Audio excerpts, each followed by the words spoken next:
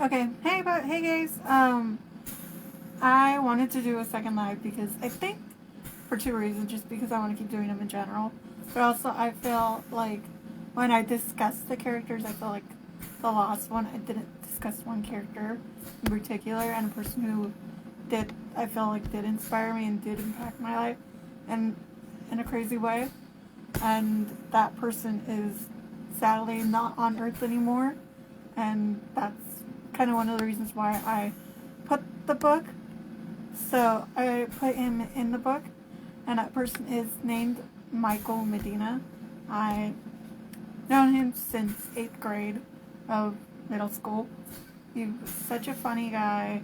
He was he was so funny. He was so energetic. Like it's like I don't even know how to describe him. Like it's just so like you have to know him to like realize like oh my god, this is like that's Michael. He's so crazy. He's so funny, and like can be a little bit excessive at times, but in a funny way. But I'm gonna show you guys a picture of him so you guys know. This is a picture frame I have in my room that I created after he died. So it kind of, what's it called? This is him right here on his last birthday. I took it from his Facebook. So, and printed it out. So that's him. And with me, the reason why I put him in the book was because and I was actually going through a hard time at the same time when he was. Like with my family. My mom had just got cancer. We were just going through a difficult time at that time. And so was Michael. But I was like, you know what? I need to reach out to him and see how he's doing. So I did. And I think it meant the world to him that even though me and him hardly talked, like, I am not going to lie to you guys. Me and him honestly did not get along at first. We fought constantly in 8th grade. Like, oh my god, it was like a bickering thing every day. Like, it was so crazy because we actually sat next to each other. Like, he was right here and I was right here. All the time we were fighting. Like, anytime we were in the same room in 8th grade. And in 8th grade, we were just like, you know what? We gotta grow up now. We're adults.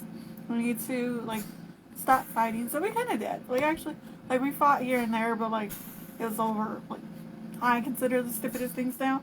So at that time he did too, when he was alive. And we actually did talk about it sadly before he died, like how me and him never got along, and he did apologize for the stuff he said to me. I apologize. I think I remember apologizing to him too.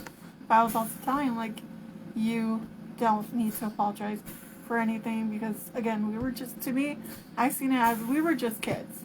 We were kids and we didn't know better, like, at that time, so it's honestly, like, I just forgot it.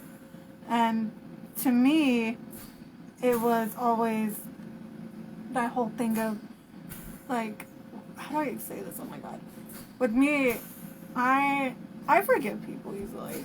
I think I do, because I feel like I try to see the good in people, and as much as I could sit here and say probably the worst things about him, I choose not to because I don't feel that way. I really, truly don't feel that way. And I remember the day he died, I'm not gonna lie to you guys, I had the roughest time. I really did. When I found out, I thought it was a joke at first when he passed away. I was like, what? I really thought it was a joke. I thought I got someone to mess with everybody on Facebook, and then I started scrolling more. And I actually even messaged him that day, like, hey, are you okay? Never got a response back. And then I ended up asking someone who me and him are good friends with, which is Liz, and she ended up confirming it. And I remember when I found out, I fell to the ground. I, like, literally just fell, and I was crying hysterically. I think I remember throwing my phone, too, at that point. Like, it was just so crazy. But when I put him in the book, I actually put him as himself, and I actually named a baby after him too in the book. So there's one thing that I didn't tell you guys, which I did want to do the second book before I do this, because Michael's not in the earlier books. He's not in the first one. I believe he's in like the third or fourth book. But he's like mentioned a little bit, and then like the baby's like a little bit here and there, not really in it, because I feel like I kind of didn't want to put children in this book as much, considering what goes on in this book. Like, there is a lot of fighting, there is a lot of like getting attacked. I'm sorry guys, this thing is annoying me. But yeah, so the children aren't really in it, but also, so the thing is, the character, so his character is basically like the same story. He died. My character doesn't know how and stuff, which I actually don't even know how Michael actually initially died. I choose not to know only because I feel like I don't want to know how he died, because I feel that it's not, for one, it's not going to bring him back. Two, I choose to remember who he was when he was alive, not how he died. But also with me, I think with me in general, just I think it would hurt way more than it does. Like, I know on his anniversary days, his anniversary of his death, and his birthday, like, I'm crying like crazy. I cry the entire day. I actually did get something to honor him for me, like when I feel sad. So I'm gonna show it to you guys. Yes, I'm aware he's dressed as a lion. So I ended up getting this bear because I ended up getting this bear. So when I feel sad about him and I miss him like crazy, I do it. I got this bear, and it actually smells.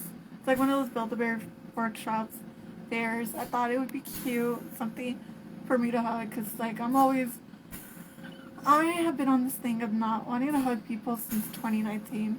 Like, I start feeling super uncomfortable when people hug me, so I chose to I'd rather hug a bear. Honestly, I'd rather hug a bear. I will let people hug me, I'm not gonna lie, like, I do, but like, I'm like, after a minute or two, I'm just like, okay, let go of me. So, it's crazy, it's a little hard. But, yeah, I got this bear, so I don't miss him as much. So every time I do miss him, I occasionally, like, look through his Instagram or like his pictures on Facebook, like, just to remember what he looks like, because I sometimes, like, with me, I have the worst memories, and sometimes I forget, but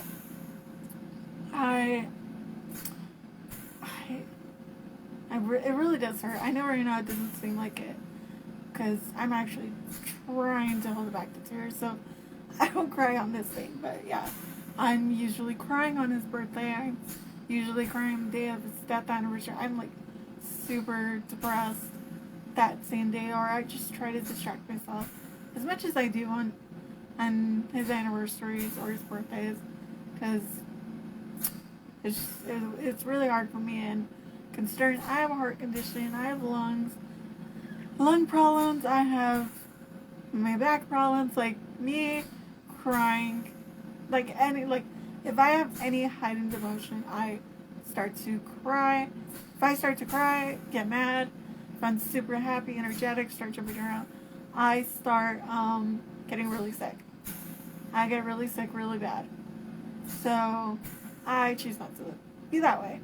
But I do still cry. Like, I remember that day, oh my god, the day he died, I cried for like an hour straight. I remember falling to the floor that day, and a friend of the family ended up picking me up and was like, "What's going on? Why are you on the floor? And why are you crying most of all?" And I started, like, you couldn't understand me at first. Like, I wasn't able to, like, comprehend what was going on, and I couldn't understand it. So then so they couldn't understand me, and when I finally was, like, you were able to finally understand me, I said it, and I was so deeply heartbroken by it. Even though me and him weren't that close, like, we would talk here and there throughout the years, like, it was like, I would message him just to make sure he was okay, or something, like, always tell him, if he ever needed me, you can always call me, or message me on Facebook, and, like, he'll message back, or, like, I used to ask him for advice too, so it was stuff like that. But I think me putting him in the book was, I really have to say, I think it helped me so much getting through it. I think I'd still be hurting today if I do. Like, it does still hurt. It does. Really much. I remember, oh God, the funeral. I remember going, and I actually originally was supposed to go with my best friend, but he ended up getting sick that day, so he couldn't go with me. But that was sad. I was really so sad about it, but I understood. I didn't want him to get sick, to get anybody else sick, especially there. I was thinking about his family, and with me, oh my God, it's just so hard. Like, I don't know why this is so hard for me right now, because I love Michael so much, and I wanted what was best for him, and I do miss him at times. I miss him. I still miss him to this day, and I'm gonna tell you guys my favorite memory. I think my favorite. Yeah, this is actually my favorite memory. My favorite memory of him is when I had started my first week of high school. I was looking for money in my backpack so I could get something to drink at the vending machines. And I just remember someone screaming my name, like at the top of their lungs. I was like, what the hell is going on? So I'm looking around and I don't see anybody. And then I finally turn around, like, towards, like, behind me. And Michael's, like, walking past me with, like, some people. And he's like, hey, I'm like, okay, but he, like, really scared me, so I was like, okay, like, hey, and then, like, about 10th grade, he ended up leaving, I believe, Val High School, but I don't really remember much about what happened after he left that place, after he left that high school, but I did talk to him here and there, and, yeah, I think with me it's just the impact that I think you guys, the answer everybody wants to hear is why I put them in the book specifically. With me, I think even after everything we've been through, like fighting wise, the hardly talking to each other and stuff, like I always felt he was right there, no matter what. And I think he felt that too. So with me, I'm like, I remember like just even in death, I was there for him. Like I was like, you know what, I'm gonna support him. I was gonna be there for him. I did feel guilty for a while. I was just like, I was like, I could have done something. I could have told him to hang out or something. I could have done something. Like I felt like I didn't do enough for him the time he died. I was blaming myself for so many things when it came to him, and I know people keep telling me it wasn't your fault. It wasn't your fault, and I understand that. Like I comprehend it was not my fault that he died. I don't believe that in any of the slightest. I think it took me a while to actually believe that, because it just was so hard to take it that he was gone. I thought I was in a dream. I thought like, oh my God, I'm dreaming. I'm gonna wake up soon, and he's gonna pop out of nowhere and be like, I got you guys. And I really believe that sometimes to this day. Like I like, especially like when I'm like having my bad headaches because of my medication that I have. I'm just like, oh my God. And I actually remember I had a dream about Michael. I'm not gonna tell you what. I'll tell you guys some of it, not the whole thing. But he came into the dream and he had something in his hand. He had something in his arms. I'm not gonna tell you what that thing was, but what the object was. But he ended up handing it to me, and we were talking, and it was so good to see him. I remember it was like a year after he had died, and it felt so good. I remember I was smiling for days, like just being able to hear his voice, to hear him talk was, and then just like it sounded so much like something he would say. I was like, oh my God. I remember I was telling Liz, and Liz was just like, oh my God, that's so him. She's like, that is so Michael right there. So, I mean, it just really felt so good to have him. And I remember thinking I wanted something to honor him. So, I honestly wanted him to be honored, especially in the book. I was like, I was gonna make him a bad guy. No, I didn't want to make him a bad guy. Putting him in the book was a little hard because I didn't know who I wanted him to be. I kind of made him out to be an old friend that we needed help. I could have done that, but I just, it didn't feel right. I felt like if I was going to honor him, I was going to do it right. So I did it in the way I felt was best. And I know his family appreciates this so much. I did put that he had died.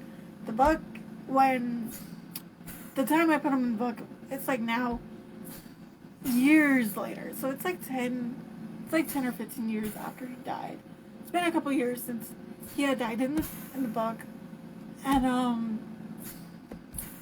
I had put that my adopted son, which you guys don't learn about this through book 1 in the ending, me and my character's boyfriend, who is now later on becomes her husband, ended up adopting a child, and he's of course older now, so he has a family. He ended up having 2 boys, and one was named Toby, and the other one, of course, was named Michael. And he actually says to my character, "Mom, I named him after your friend because I knew how much that person meant to you, and I know it would mean a lot to you." And at that time in the book, my character is going through such a rough time, so it meant a lot to her. It really, really meant a lot to her that she was able to have some good news in the rough time. But, alright guys, I'm starting to have a hard time with this. So, I sorry to cut this short, but I hope you guys continue reading. If you guys need the link, just tell me and I'll send it to you guys. Or you guys can look on, if you have me on Instagram, you guys can check my bio or the story's bio, or if you have a Facebook, go type in the thing and you'll see it. So, bye guys.